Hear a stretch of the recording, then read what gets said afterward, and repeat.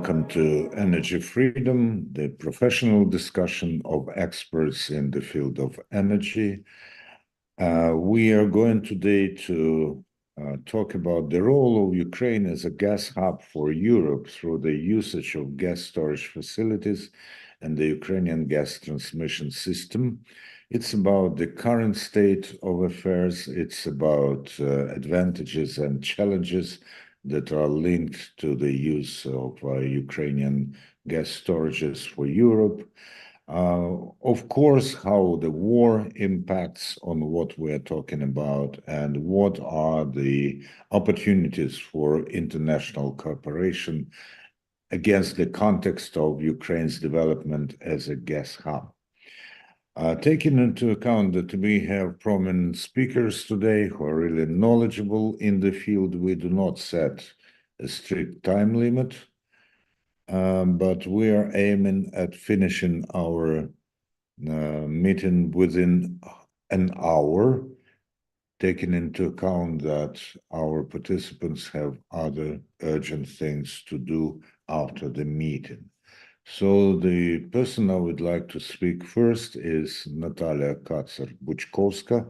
She is a prominent expert in energy and environment. The mic is yours.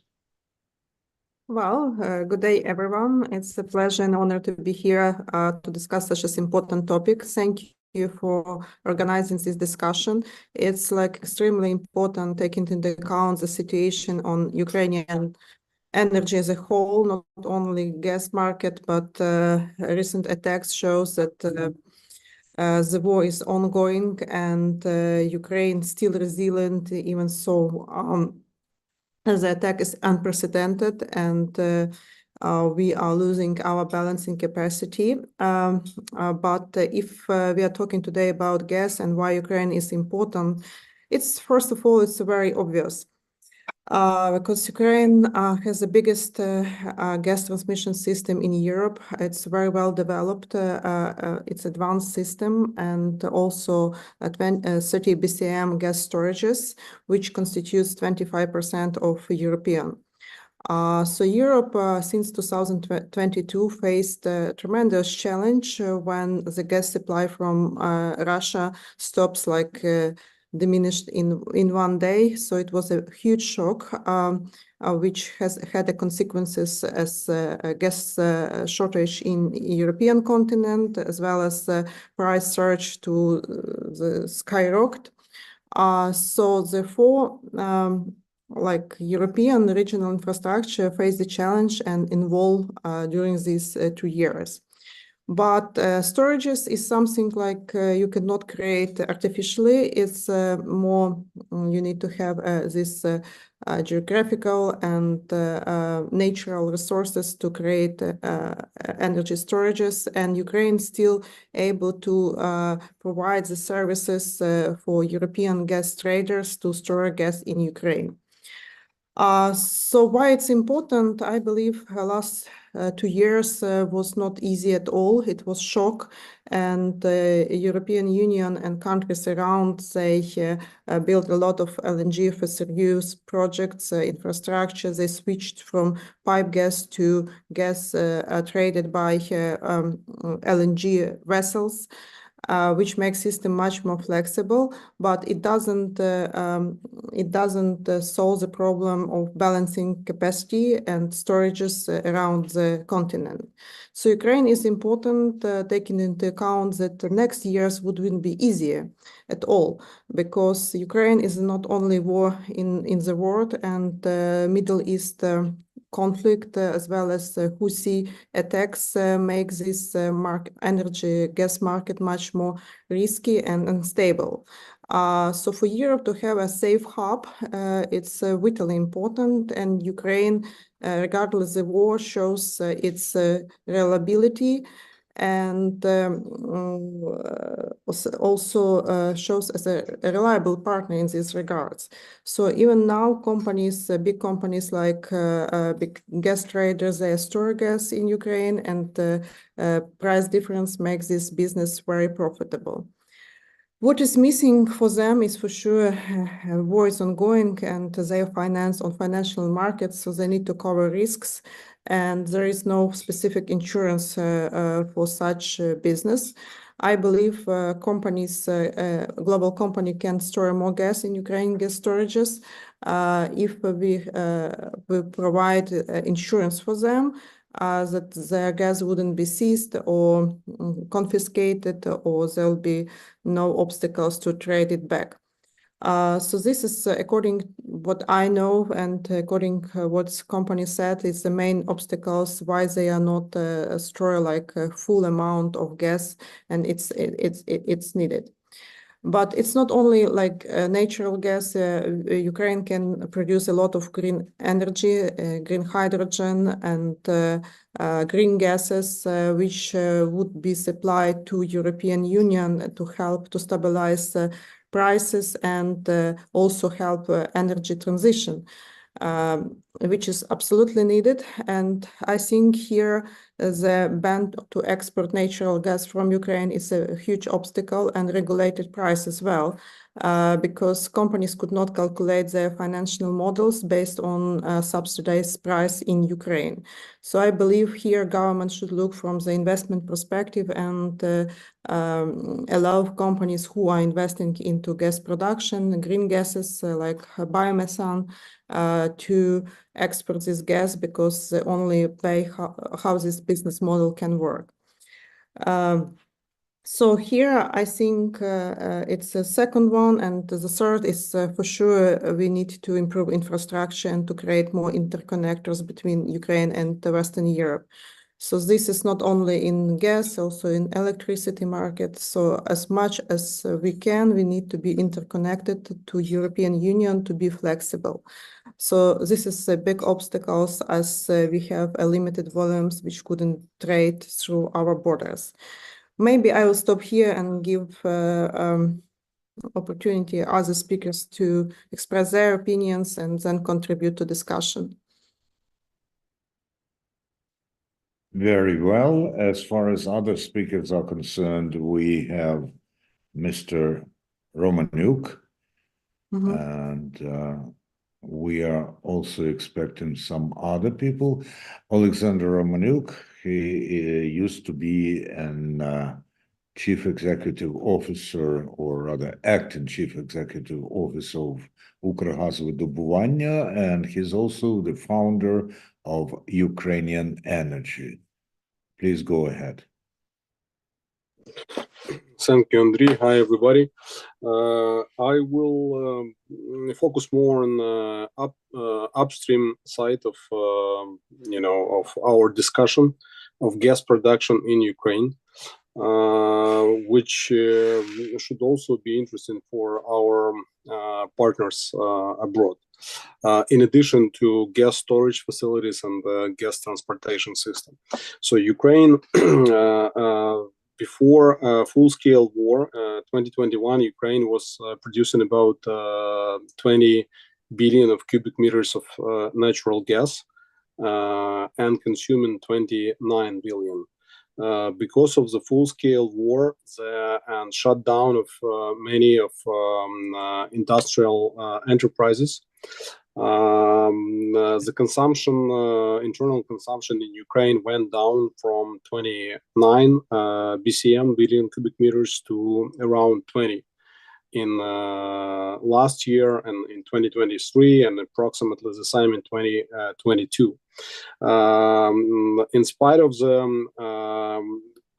situation with the war, the gas production did not change dramatically. It dropped a little bit, around 6-7%, and last year the gas production in Ukraine was about 18.7 billion cubic meters of gas. So why this is important is that is because it's for Ukraine. You're looking at the peace scenario or victory scenario, it will be not difficult to catch up and to get to the previous level of gas production. which may be more difficult probably to launch in all the enterprises and to get back to the pre-full-scale war gas consumption levels. But so the important situation is that Ukraine, just want to remind you that Ukraine possesses still number 2 natural gas resources in Europe. So it's over 1 billion. Approximately half of it is in the Black Sea, which exploration of which was actually stopped in 2022. But at the shallow waters, modern 3D seismic, wide-angle seismic was conducted by Norwegian PGS company, and we see already specific places for for exploration drilling there.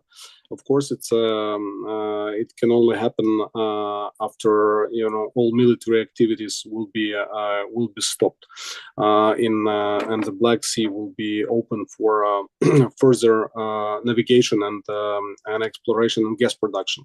So in the Black Sea, it's about $500 billion. So we estimate that our still unofficially discovered resources, which are not on the books of the state, will be of the similar size of the discoveries which our Turkish partners made a few years before. And also onshore, we still have some potential for discovering conventional greenfield deposits. But mostly important is that in Ukraine, unconventional deposits of gas were never industrially produced. And unlike in many other countries, especially US, so what we currently see is actually the size of the unconventional natural gas deposits is larger than confirmed remaining conventional resources, which are currently being produced from depleted deposits discovered mainly in Soviet times. So what I want to highlight is actually Ukraine will be becoming probably a number 1 place, probably after North Sea, for investment in natural gas production. Also because of the fact that the margins in this business is quite high. Europe is still demanding quite significant volumes of gas in spite of the fact that the consumption efficiency was increased and the overall consumption is decreasing. But still, having gas storage facilities and gas transportation system and quite big, probably one of the largest in Europe, still non-producing deposits and resources of natural gas. So that should actually probably even now be making our potential partner thinking about exploring opportunities, upstream opportunities in Ukraine, both onshore and offshore. And there are a lot of options, starting with western part of Ukraine, which is close to European Union border, but also in the middle of the country, Poltava region, and looking forward to the exploration and production in the Black Sea. So all these options are existing, and to my understanding, it's only private capital, probably mainly international capital, should be actually possessing and carrying out this exploration and production. In short, this is an overview from my side. Thank you. Yes, but how do you evaluate the risks of private capital, for the private capital to come to Ukraine? Isn't it too early to think about such an opportunity? No, what I am saying is a good question. What I am saying is that now it's the best time to explore these opportunities, to understand where they are, what are the size, what are the entry tickets, what are the entry barriers. But I can tell you about 50 drilling rigs are currently deployed and drilling in Ukraine this year and last year. from 45 to 50, right? In whole Europe, it's about 70, 75, right?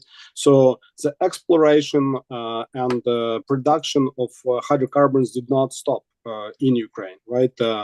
And Western Ukraine is it's closer and let's say safer.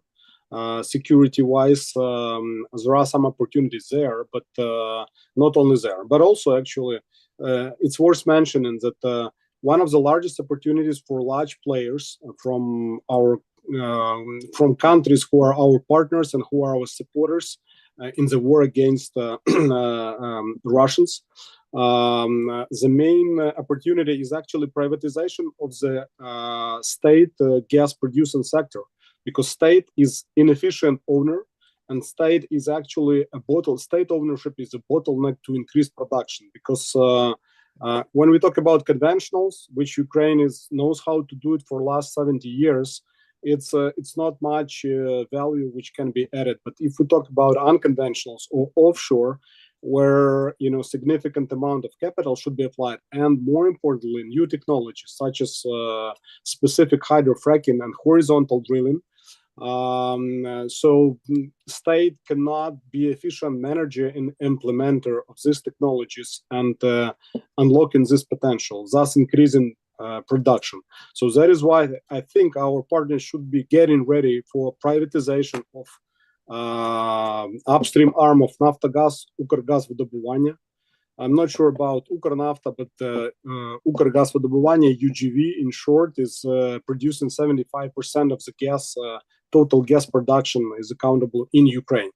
So, and also the Black Sea should also be coming under the management of that state company. And finally, it should be the control should be privatized at the market conditions, whatever they are, to our either European or American partners in exchange for commitment, not only for payment to the budget, which is currently highly demanded in our situation, but also in exchange for commitment to invest, like, for example, offshore. So our assessment was that within the next 10 years, after we will continue exploration of gas deposits in Black Sea, around from 10 to $15 billion will be required, because it's very capital intensive. And when we're talking about unconventional deposits in Ukraine onshore, so we're also talking about $1-2 billion which should be invested in order to ramp up production. And that would allow Ukraine to increase production not by several percent, but there is a potential to double production of Ukraine, because it's just a calculation of it all depends on the resources, discovering new resources and putting them into production. So from 3 to 6% of discovered resources put on the balance sheet should be extracted every year. So so there is a big investment opportunities in upstream in Ukraine, and I encourage potential partners and investors actually to explore them even now, because there is nothing preventing it to do it. The private sector, private gas production sector, is currently being restructured in Ukraine. There are mergers and acquisitions, but it's mainly involved with Ukrainian capital, who is not, easily leaving the country now. So they're looking for new opportunities. And, when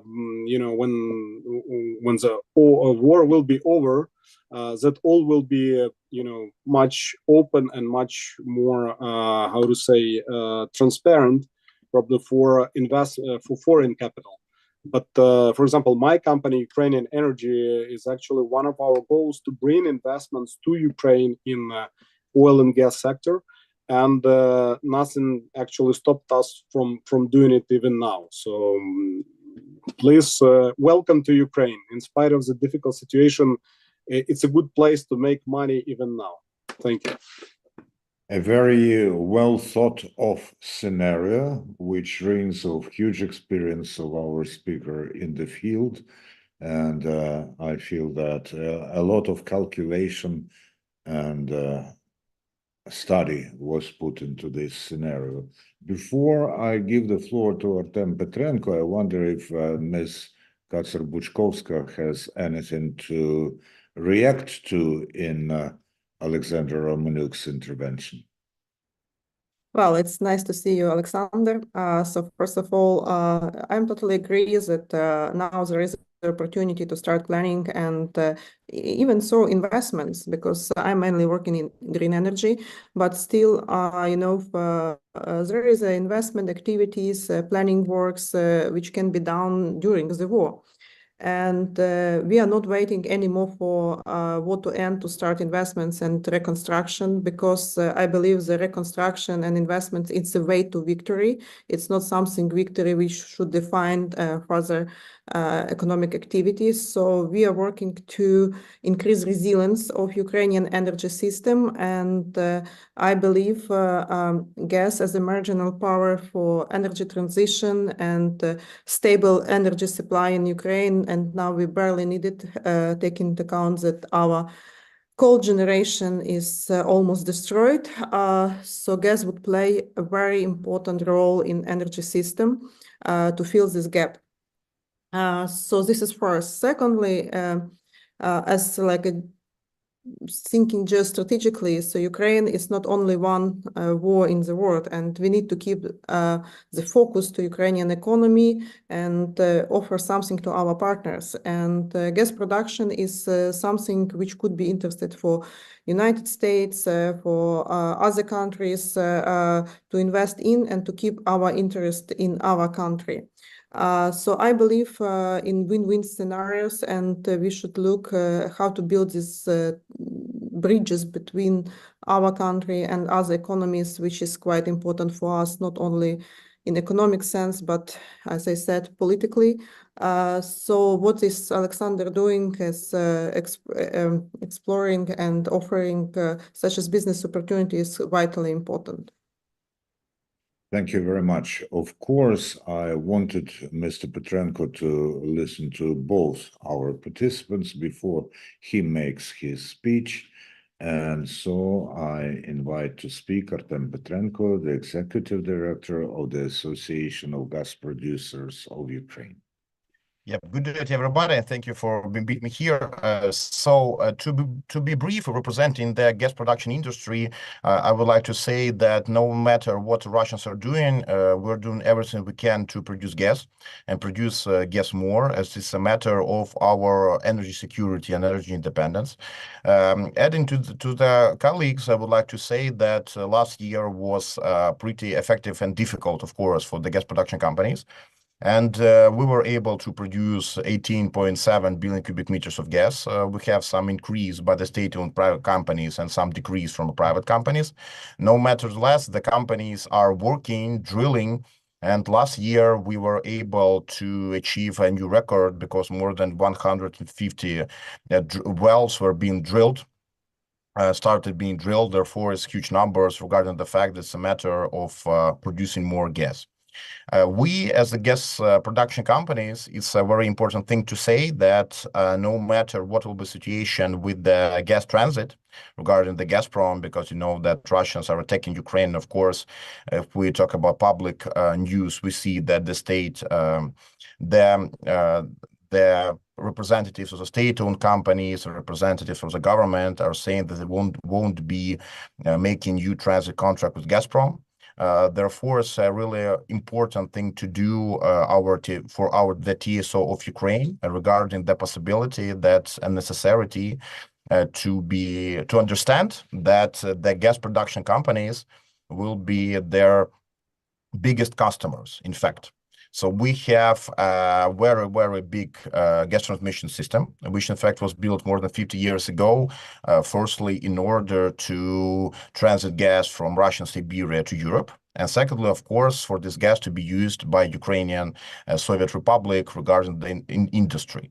Currently, the situation has rapidly changed. The Russians are destroying our infrastructure and our industry commercials. And of course, the consumption, the transit, the production of the gas are decreasing. Therefore, it's a really important thing to do to pass the relevant draft of laws regarding the optimization of the gas transmission system. because why it's really important, because if there is no transit and the numbers of the import of gas to Ukraine are low, in fact, the customers of the gas transmission system will be gas production companies and our customers. In fact, it's our people and industry. And it will be the matter of the thing that the tariffs will increase rapidly. It's because, as I said before, the system was built as a huge machine. And it is really important for the parliament to pass the relevant draft of law 6133 and the government to be able to implement all the necessary regulations in order to be able to be ready if the transit stops and there is no the amount of transit through the territory of Ukraine. Currently, we as the gas production companies, of course, we are actively using our storages because starting from the war, there is a great decrease of the consumption by the commercial users. And therefore, their consumption dropped by more than 50 or 70%. And of course, lots of gas was injected into storages and stored there. And currently, it's either being sold to the customers of Ukraine or the gas production companies are actively cooperating with Naftogaz in a transparent way to be able to, and we're selling gas to Naftogaz at the Ukrainian Energy Exchange. And if we talk about last year, starting from April 2023, there was more than nearly 1.2 billion cubic meters of gas bought by Naftogaz, which helps the companies to continue to work, to drill and to produce gas. Because, as you know, there is an export ban, which is prolonged until 2025. Currently, it's active. And therefore, it's a really important thing to support the gas production companies in current situation. What is also really important thing, we understand that we need the help also from our partners because, you know, this and Naftogaz publicly is saying that Russians are attacking and destroying Ukrainian energy infrastructure. We've been actively seeing it not only for the last 2 years, but actively, if we talk about gas infrastructure, for the last 2 weeks. And it's really important. So Ukraine has a great, brave people and great system, and we're repairing, and the gas is being stored, and the storage is safe. However, of course, a matter of the Ukrainian energy security and the energy security of Europe to be able to believe in us and to also to help us with relevant anti-air missiles in order to be able to destroy the Russian rockets, which are trying to destroy us. So currently, we have the situation when the gas consumption is in fact equal to the gas production, talking about the commercial sector. We have gas deficit of it. We're working on matter of being able to produce more. However, this year will be very difficult. But Ukrainian realities and our people show that no matter what are the problems, we're fighting with Russia in an active way for more than 2 years. We were destroying our system. However, we were able to save our gas production. We were able to save our gas storage. We're transmitting gas, and I'm sure that we will win. And this winter showed that Europe believes in Ukraine, and they stored more than 3 billion cubic meters of gas in our storages. So this work needs to be continued, and we need to optimize our system and work on producing more gas, transmitting more gas, and storing more gas. Thank you very much. Thank you very much, Mr. Petrenko. When you said you were going to be brief, I was really doubtful about whether you will be able to put everything that you have to say into a real brief intervention. So I would rather apply the word concise to your speech. And as Mr. Petrenko has finished mentioning Europe, it is a proper time and place to offer the microphone to Monsieur Clotengs. Christian Clotengs has joined us. He is an international expert in energy security, diplomacy, and international dialogues, with over 30 years of experience in geopolitics. And it would be useful and interesting for us to hear his point of view on whether Europe is as ready to support and cooperate with Ukraine as we think. Monsieur Cletens, are you with us? Well, the presence is marked, but meanwhile, I have a question to Ms. Kacer-Buczkowska, because Mr. Petrenko mentioned the parliament, and Ms. Kacer-Buczkowska is, of course, a person with a deep knowledge of what's going on in the Ukrainian parliament, or at least of what was going on when she was a bright representative of one of the major political parties in Verkhovna Rada. So how probable it is that the parliament will vote on the bills that Mr. Petrenko mentioned, and which power groups are now struggling in the Verkhovna Rada around energy issues? Or is it the time that we will witness a rare thing of unity in the Ukrainian parliament as far as these issues are concerned? Well, it's very important question, actually, how parliament works. So for sure, during the wartime, there is many urgent issues which need to be resolved, and parliament is overwhelmed by such as emergencies. From the other side, I believe energy is a fundamental for any economy and security. And if system doesn't work, it impedes economic development, security as such. So for me, it's fundamental, and they need to pay more attention. So just recently, they voted a law to relieve ban on exporting biomethane, which is like good step for investors who are investing in this business, which will contribute to energy security. But it's like small portion of our production, and gas system and gas production is needed more support, even not support, but let's say market condition. So I believe for new investments, there should be market approach, and they shouldn't be bound to export gas or use market prices on a market. If they are active, I know few member of parliament who are really devoted to energy, like Andriy Zhupanin, who is the head of gas and transportation, and quite few people around the energy committee, but it's not enough. I believe they need to be much more proactive, pushing energy law, which is, as I said, especially now critical, important. So therefore, yes, energy is not like first on an agenda, but energy as an industry is fundamental. Thank you very much. I wonder if Mr. Klotins is with us yet. No reaction on that side. I suppose that our technical team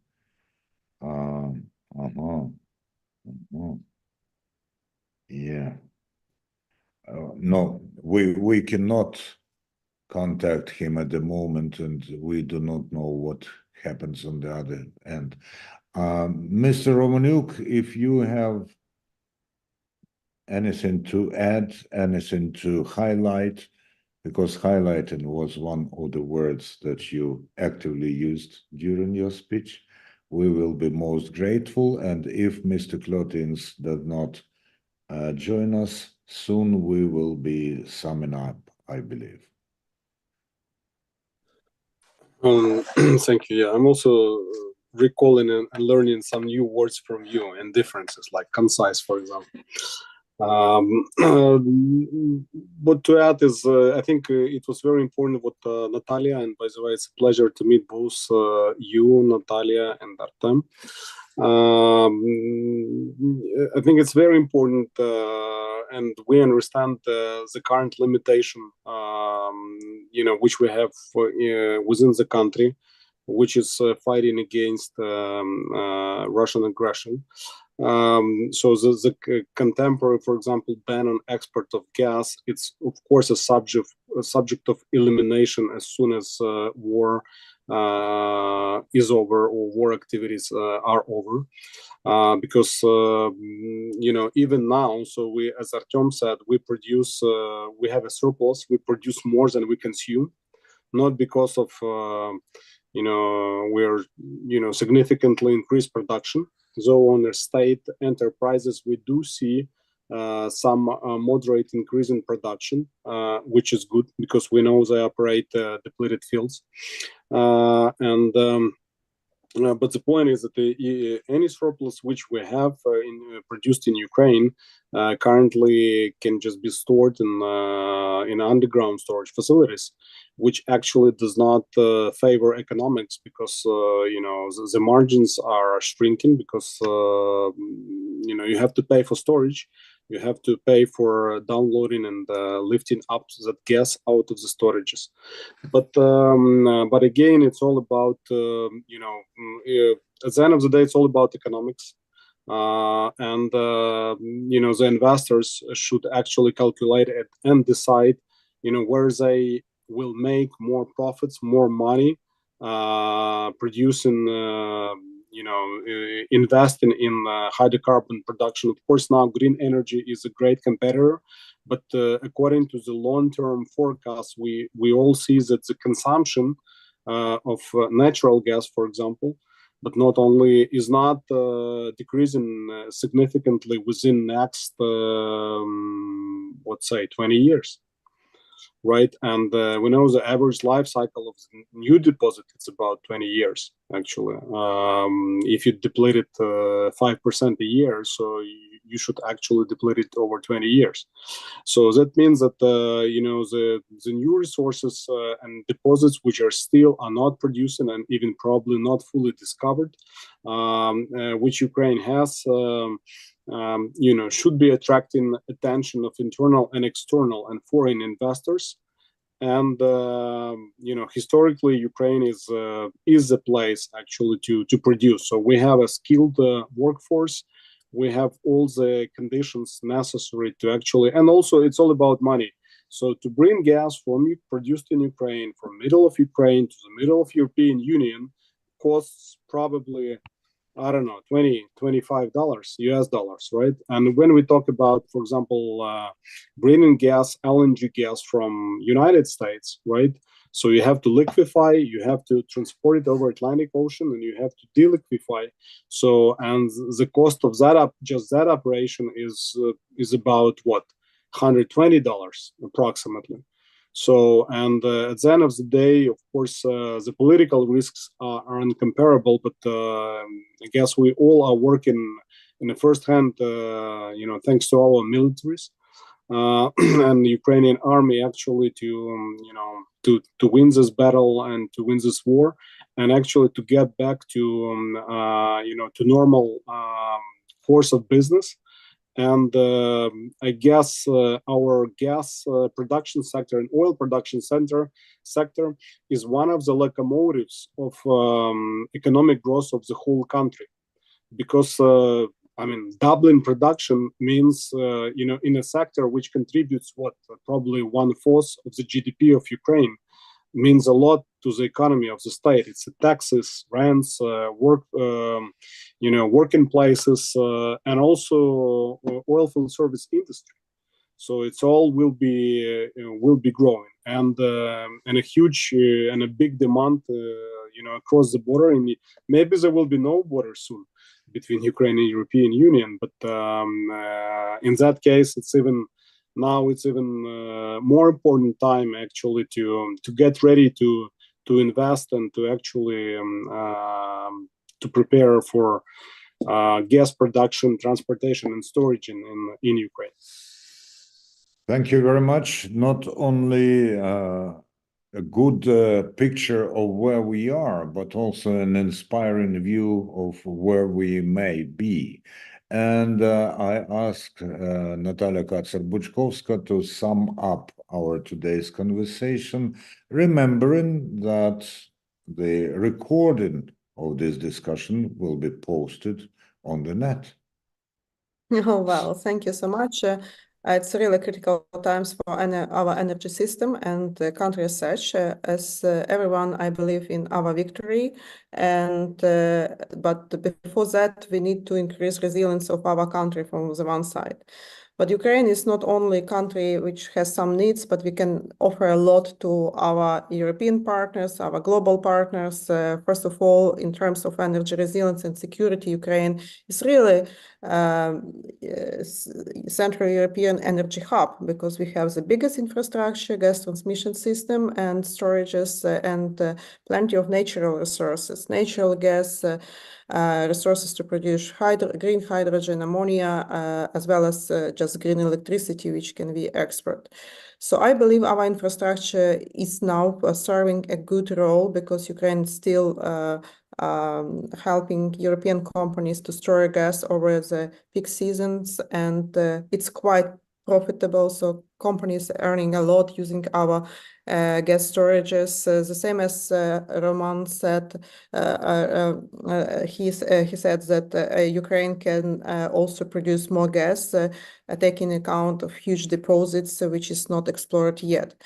So what is needed, like a little bit bravery from investor side, but energy company get used to work in war zones, and it's nothing new. But I believe a little bit support from regulatory standpoint to provide Ukraine with more war insurance and guarantees. And now it's like for investments, it's a good time to enter a new market because for sure during war it's ongoing, the entrance tickets is quite low. And after our victory, it wouldn't be like a boom of reconstruction. Everyone will try to invest. Now during this time of difficulties, there is an opportunity and necessity to support and opportunity to have a good investment project. So like our energy system is working regardless tremendous attacks just recently.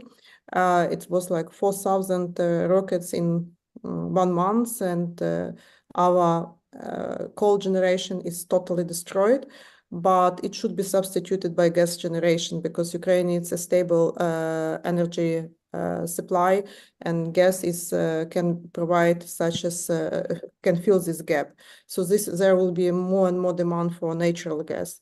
So the second factor is Ukraine stopped transiting additional 40 BCM of gas from Russian Federation due to the war, and there will be additional need of gas in European Union, and this gap should be filled. So I believe investing in Ukrainian energy system is quite reasonable now.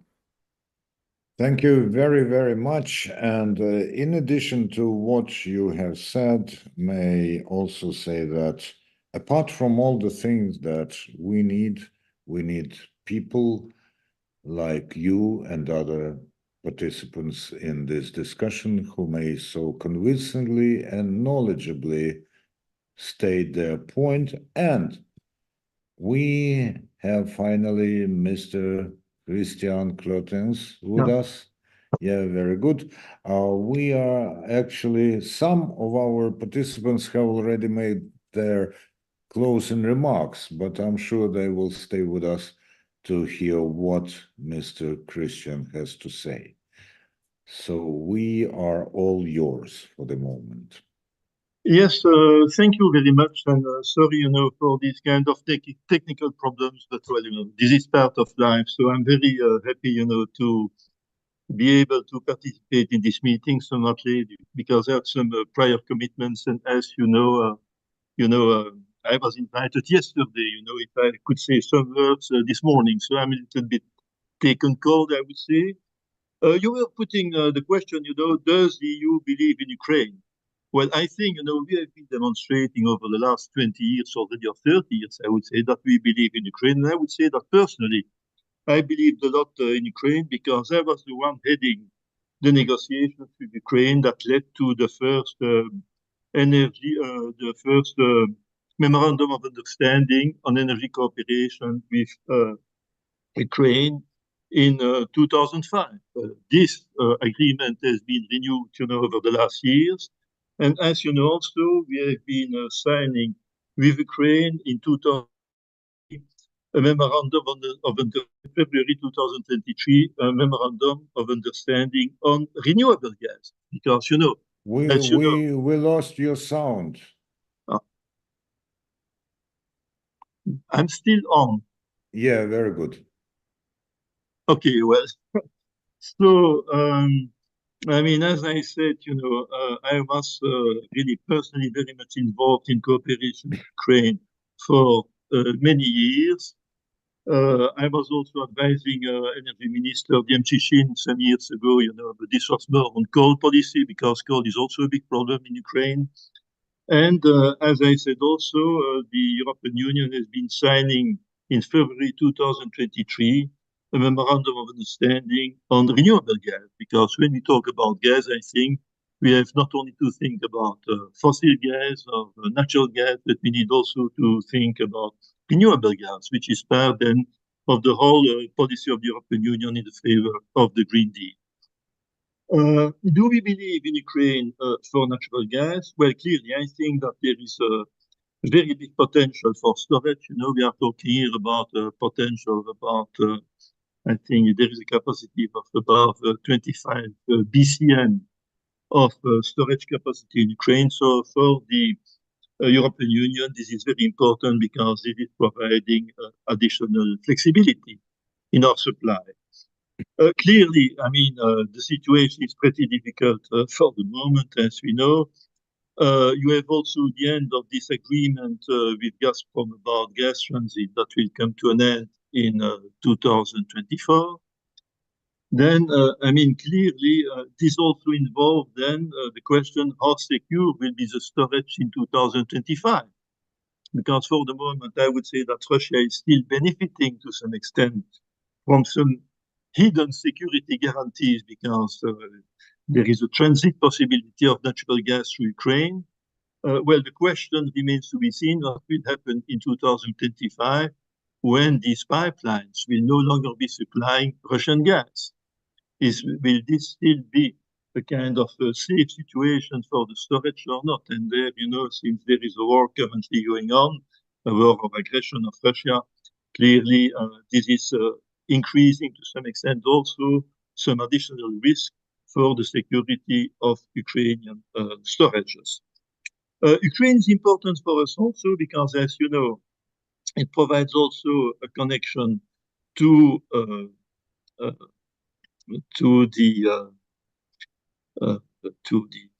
Central Asia, or I would say to South Caucasus, to Azerbaijan, because there is a lot of discussion about the reversal of the Trans-Balkan pipeline, where you have again a big transportation capacity. I think we are talking there again about 25 BCM in reverse flow, which would then also enable to supply Ukraine through gas coming from Azerbaijan. So for us, really, we believe that in the medium term to the long term, Ukraine could be a very important hub for the European Union and also increase the security of gas supplies for the whole European Union.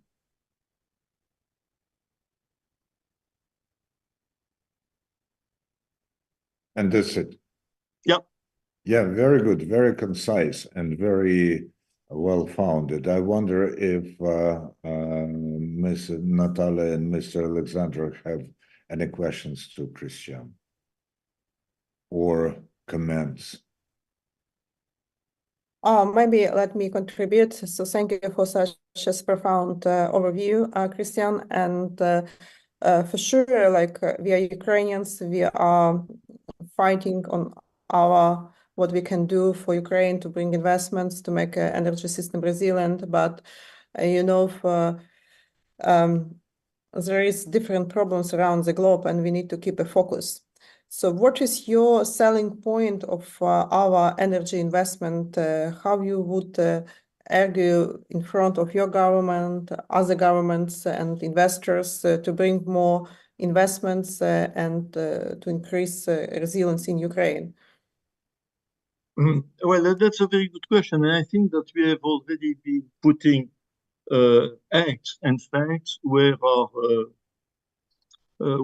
ideas were, because we are talking about natural gas, but I would also like to talk about electricity. And you know that now the Ukrainian electricity grid is synchronously interconnected with the European Union, which is a very important fact, because it's a kind of, wedding or marriage between the Ukrainian electricity sector and the European electricity sector. And this is also a very important point, as you know, normally, under peace conditions, and this was the case until 2022, Ukraine could have been a very important exporter for electricity into the European Union, because there was a significant spare capacity. I mean, now the situation is by far more difficult, but we have the hope that in the future, once, we hope this war will be through as soon as possible, let's hope so. Clearly, not only for gas, but for electricity, there could be a huge potential for cooperation between Ukraine and the European Union. And not only in one direction, but, since this is a synchronous interconnection, really, you would be complete interdependence between Ukraine and the European Union, which is also, in my perspective, a very important factor. As you know, we are contributing, or we are helping Ukraine as much as we can with finances. The problem is that part of this money is going for armament, which is indispensable for Ukraine. My hope is that as soon as we will be in a more peaceful environment, the efforts from the European Union will not be limited and will continue, so that really then all the funds can be devoted to the modernization and to the reconstruction of the electricity sector in Ukraine. Thank you. Thank you very much. Any questions or comments from Mr. Romanuk? No, nothing from me. Thank you. Okay. I have one question to you, Mr. Klutenks, as a renowned international expert. We've been talking about Europe, but as Kacper-Buczkowska used to say, there's not just Ukraine, and I would add Europe in the world. What about the US, and how the US is going to impact on what Europe thinks about and does about Ukrainian gas? Well, this is a very good question, because you know that since we were very successful in reducing our dependence on Russian gas imports, and I think that this has been clearly a success story, because we went down from 40% to 12%. You have 3 or 4 countries that are still importing, which is Italy, Slovakia, Austria, and Hungary. But this has also been increasing our dependence from American LNG, which from the economic point of view is also an expensive venture for us, because this gas is costing us about 3 to 4 times the price the Americans are paying for their energy. Clearly, for us, bearing in mind the political evolution in the United States, and we don't know what will be the outcome of the elections this year in the US. So clearly for us, we need to think about increased energy sovereignty. And there, clearly for us, Ukraine would be is a very important partner, because you have also a big potential as far as renewable gas is concerned, and this is not new. You remember, this has been a discussion going on for many years, and that's the reason why we have been extremely happy to be able to sign with Ukraine this memorandum of on renewable gas, which would also help quite a lot the European Union. No, we have to make clear that natural gas in the European Union is not a long-term project. As you know, in 2022, until 2022, natural gas really was on the way out. By 2050, normally there won't be any natural gas anymore being consumed in the European Union. If you look at the various scenarios that have been developed by the European Union, well, by 2030, 2040, the consumption of natural gas would be down below 200 BCM. I mean, some years ago, we were still with consumption of 400. So clearly for us, natural gas is clearly a transition fuel and not a long-term fuel. So for us, the sooner we are able to move out of fossil fuels, the better. For the moment, well, there is not a lot of flexibility, as you know, very recently, we had again very significant negative prices for electricity. So clearly this whole electricity and energy system in the European Union is in transition. I would say for us, natural gas is not a fuel for the future. It's a transition fuel. Thank you very, very much. I believe that we have discussed the topics as fully as possible within the time that we have, and knowing that our participants have a lot of important things to do besides what we have discussed, I thank them wholeheartedly and wish you every success in your future enterprises. Take care. Bye-bye. Thank you. Thank you. Bye-bye. Bye-bye.